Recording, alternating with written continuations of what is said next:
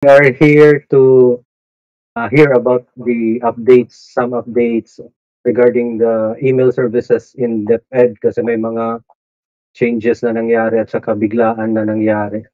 Baga amon sinisirang ini nga anong kaguluhan to? Ano bang kaguluhan to? So ngayon malalaman natin kung ano yung kaguluhan.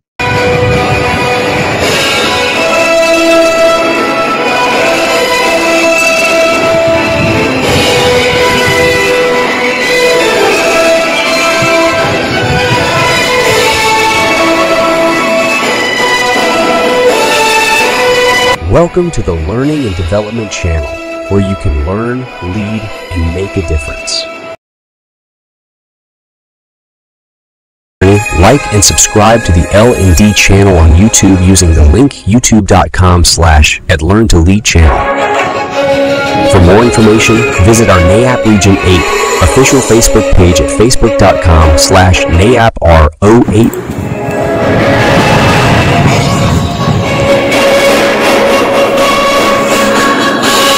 Let's start. Ano ba yung mga nangyari sa email services ni DepEd? So dati, yung ginagamit natin was Gmail, di ba? I think Gmail started in DepEd way back 2009. Wala pa nga ako dito sa DepEd that time. Tapos hanggang ngayon, hanggang last September 29, Gmail yung ginagamit natin. So now, ano yung nangyari sa Gmail ni DepEd?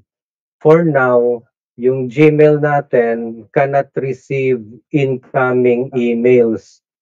So, yung kung may nag-email sa inyo last September 29, 2023, yun ang last day na naka-receive yung ng emails yung Gmail natin. So, starting September 30 up to this day, hindi na nakaka-receive yung ating Gmail ng incoming messages. But through Gmail, we can still send outgoing emails. Na-test na din namin ito. Pwede pa siyang gamitin for outgoing emails. Yung sinabi sa amin ng central office, pwede siyang gamitin for outgoing emails pero hindi ka daw makakapag-attach ng files. But tinest ko siya, so far nakakapag-attach pa naman ng files using Gmail. So nakakapag-send pa siya with attached files using Gmail. Ano ngayon yung pinapagamit sa atin ni Central Office? So yung pinapagamit ni Central Office ay yung Microsoft Outlook na mayroon siyang full email functionality as of September 30, 2023. Full email functionality, ibig sabihin, we can receive incoming messages, we can send outgoing emails with attachments. Okay, so yun po ang nangyari ngayon sa Gmail at saka sa Microsoft Outlook. But yung ibang services ni Google, kasi yung in-offer sa atin na DepEd, it is not just the Gmail application ni Google. We can still use the Google Drive. Kung naglalagin kayo sa inyong Google Drive, ma-access pa rin natin yung mga files, yung Google Forms, makakapaggamit pa rin tayo ng Google Forms, tsaka Google Sheets, at saka yung ibang applications na ginagamit natin before. So, nilimit lang talaga yung functionality ni Gmail, sa Gmail. Nilimit lang for DepEd. Okay? So, ngayon, i-orient kayo yung mga basic lang ng Microsoft Outlook. So, there are parang dalawang way na i-open yung DepEd email in Outlook. Yung isa is through browser, o yung tinatawag natin na, for example, sa browser, yung Google Chrome, Microsoft Edge, Firefox. At saka ito yung mga website na pupuntahan, office.com or outlook.office.com. And then yung isang way is through an Outlook application na install sa ating computer or laptop or sa ating mga mobile devices. Yung yung gagamitin natin pag open ng DepEd email in Outlook is yung ating Microsoft 365 accounts. This is different from the Google account na mayroon tayo. So probably during your activation of the Microsoft 365 account, baka iba yung sinet up nyo na password from the Google account. So kailangan yung tandaan kung ano yung sinet up nyo na password for your Microsoft 365 account.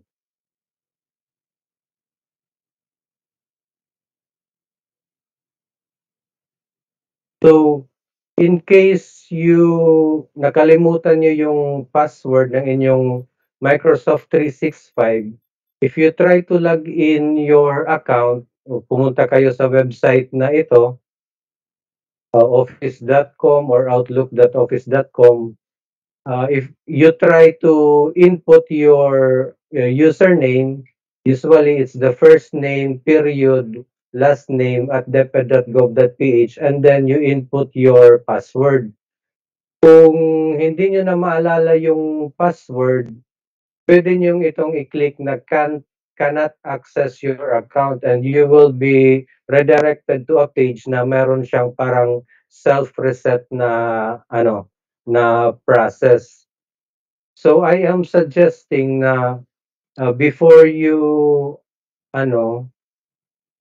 na bago kayo lumapit sa ICTU, i-try nyo muna itong ini nga process nga can't access your account bagan self-reset process sa iyo password kay pagkaya na dirila mga regional office accounts akon ginpapan-reset pati ang mga accounts sa division kung di rin nila nakikitaan dito ha era portal, kung di rin nakikitaan mga division ITOs dito ha era portal, adi ha akon na daw pagpa-reset. So bangin may delay ita akong pag-respond iyo, pan-reset it iyo mga password. So itry anay ini yung cannot access your account nga process.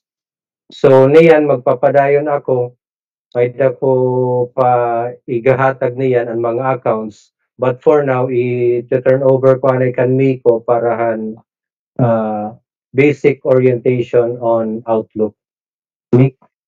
Hello. I'm back. Alright, diretso na tayo sa Outlook natin. Okay, so nilag-out ko po muna. So for the benefit of all, kasi napansin ko kanina may mga users tayo na nag-use pa ng Office 2016 and yung Outlook application hindi na accessible. May problem na siya. So for the benefit of all, I would suggest for this training or if sige, sorry. For this training, yung gagamitin natin is online sa browser using outlook.com lang na website. Yan lang, outlook.com. And then diretso na tayo dyan. Okay, click lang natin yung sign in. Then pasok natin yung MS 365 account natin, which is by the way, similar lang siya sa DepEd emails natin. Type lang natin yung password. Then pag makapasok na, ikaw na bahala kung if you want to stay signed in or not. Or yes, kasi I'm using a laptop.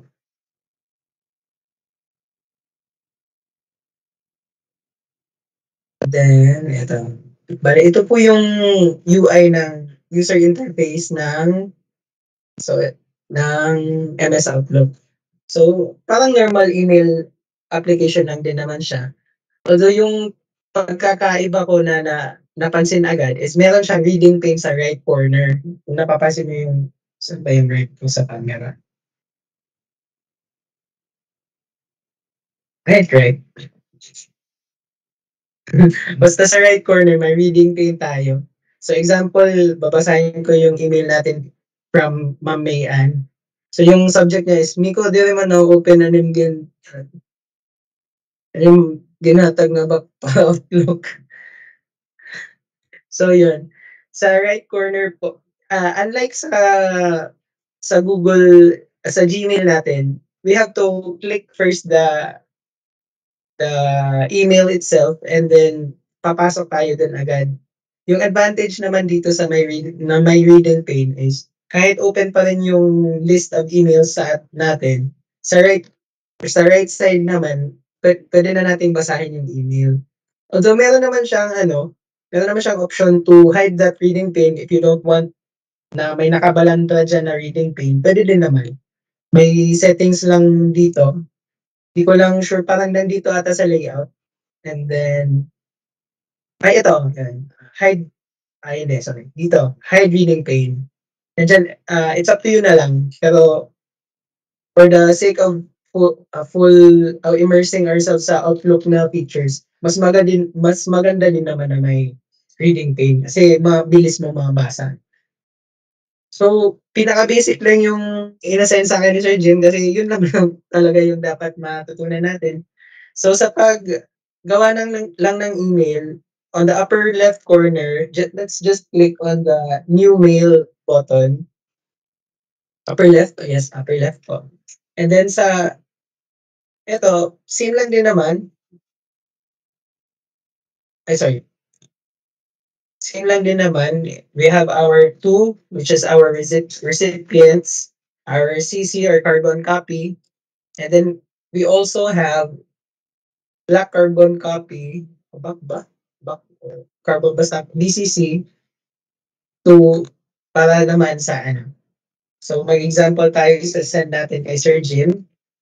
And then siguro sino ba yung any participant po natin na gumagamit na ng Outlook pala. Kasi alam ko yung iba gumagamit na. Kami na yung magagaling sa atin dito. Ay, si Sir Clark. So sasama natin si Sir Clark sa CC naman. Example. So yung subject line natin is lang natin sample. Sorry. And then sabi natin orientation on MS Outlook. And then yung standard lang, dear sir. Good day. Yung body lang natin. And then hello. My friend. Goodbye. Right. We have the option to send directly. Pero if we have to, most of the time mag-attach tayo. So just on the upper side, nandito yung attached file. So we have options to browse this computer kung yung file nandito sa atin. Sa OneDrive, upload and share, or link, kung link yung yan, or insert in line. There are attachments na pwede nyong ilagay mismo sa body ng email. For example, photos. Pwede yan diretso. So for this example, meron din palang suggested files sa baba. If you can see on the screen, nandito yung mga suggested files. Usually yung files niya na recent files niya. So browse natin. Browse. And then, for example, itong memorandum yung i-attach natin. Okay, tapos click lang open. And by the way, pwede po tayong mag-attach ng multiple files. Yun lang din, mag-select lang po din tayo ng multiple. I-select lang natin yung mga files natin. So, ito na lang. Diagram. Yun lang naman po. So, open. So, napansin ko lang po pag may duplicate files, ina-attach pa rin niya. So, ayun na lang yung mag-remove.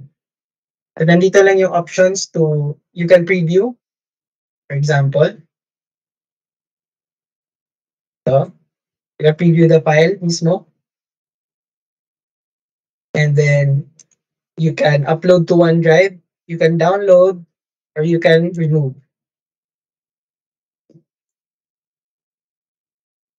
So, send natin.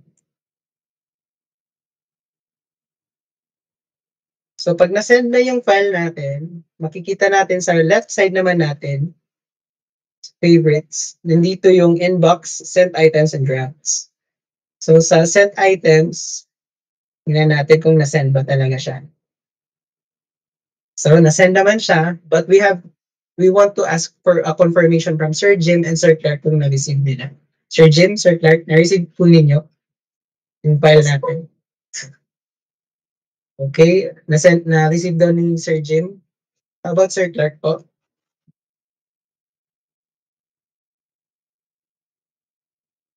Sir Clark? Ay, may question po kayo, Ma'am Queenie. You're raising your hand.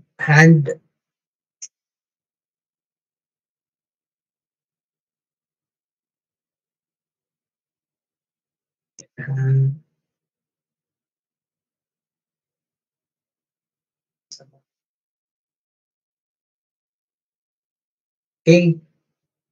So, na-receive naman ni Sir Jim, but I don't know kung na-receive ni Sir Clark as the CC, carbon copy. So, ano pa ba? Ano pa bang mga pictures yung...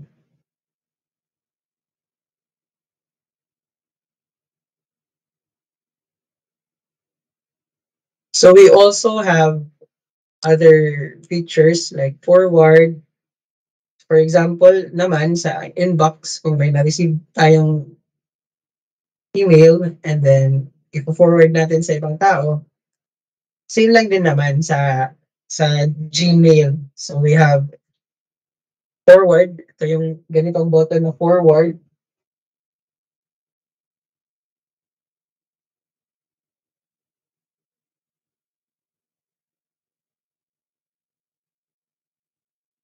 May delay.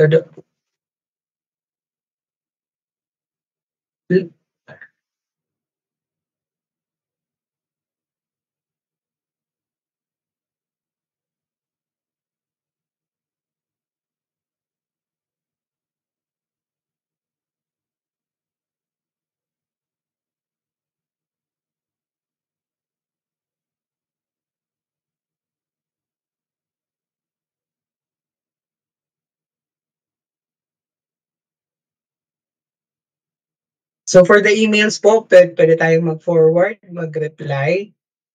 So example, may email sa atin si Back Region 8. So mag-reply tayo. Acknowledging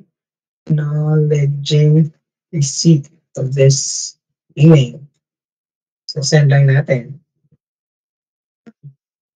So, gusto lang sana may representative tayo from Back. So na-set up na po pala natin yung email nila kaninang umaga. So, pero walang representative from Back.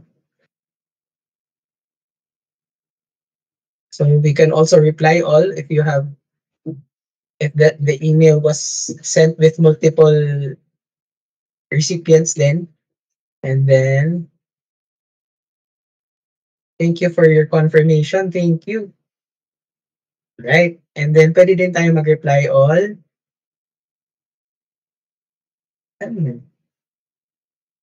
Ay, may option pala tayo kasi yung screen ko is adaptive siya sa settings ng computer ko. So, naka-dark screen mode siya. But you can also view with a dark background or a light background by just clicking the button na parang sun pag madilim and then moon na pag maaraw na. Okay? And then, pwede din tayo mag-react. Pwede tayo mag-react sa email thread natin. Nice. Wala to sa Gmail. Hindi pa insights din tayo. Sa mga hindi mahilig mag-reply, pwede magamit na lang natin yung React. At least alam na nung nag-send na confirm na na-receive ninyo. Pwede pala. So by the way, we also have an option pala to attach files by just clicking and dragging the file into the email body. That way po, mag-a-attach po yun automatically.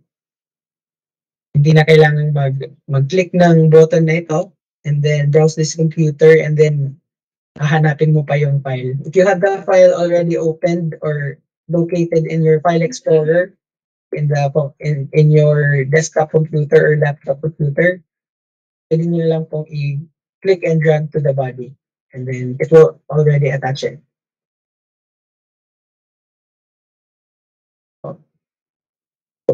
Ay, meron po pala tayo ding if you are going to send an email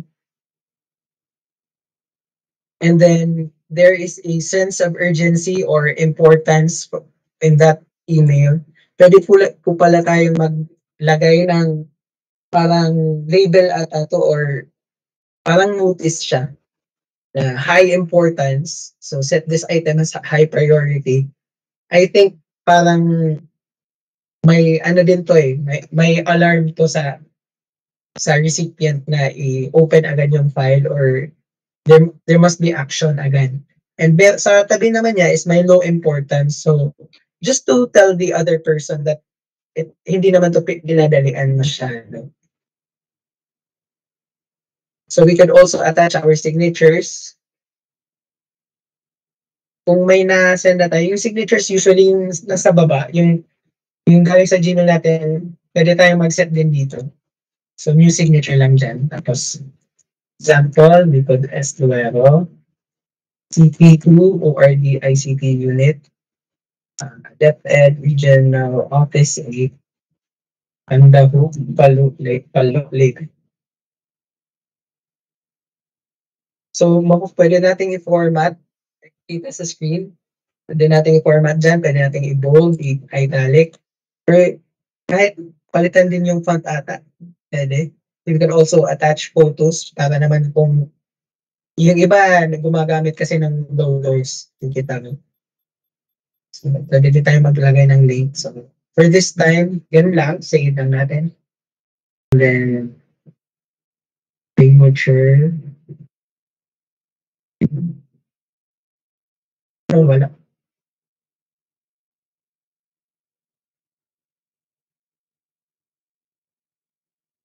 Ganyan lang. Try natin.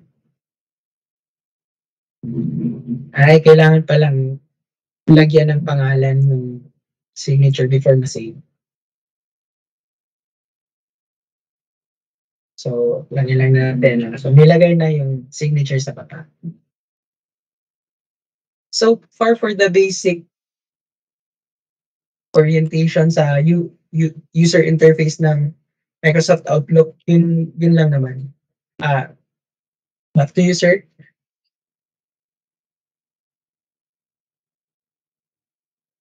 So, try natin pag-login ang pau.region8@deped.gov.ph. So, ang ginamit ni Flo nga website is office.com. Tama, Flo? Yes, sir. Okay, sige. So, i-input ni Flora yan ang temporary password. No. Ayan na, sir. So, mare-redirect after you input the temporary password, mare-redirect what kami nga page. So, aroon niya ang current password which is the temporary password nga ginatag ko iyo. So, tapos papahimuon liwat kamo hin iyo password nga permanent. So, medyo strict hi Microsoft when it comes to passwords. Kailangan niya hin strong password. So, bagat ginaaro niya combination of capital, capital and small letters, nganin numbers. Pwede na itong mga 8 ka characters. Tapos medyo nadiri yan mga frequently used passwords, bagan may daniya database and mga frequently used passwords or the passwords that you have used for the past days bagat na diriya nga utro-utrohon mo tin password. So kailangan mag-isip gud kita yung password nga nga medyo strong. Kung mahimo diri machine readable, diri readable in human. Pwede ka na Flo mag-input ito mo permanent password.